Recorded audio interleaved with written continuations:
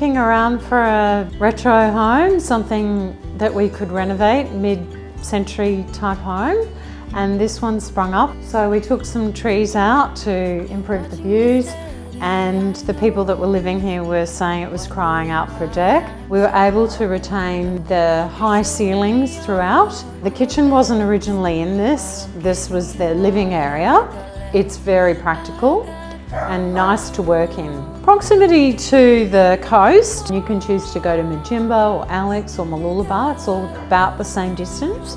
I just hope someone that loves it appreciates the lovely timber floors, the high ceilings, all the casement windows. We have really enjoyed living here, but the reason that we've moved is for work reasons, and at the moment commuting is just a little bit tricky for us.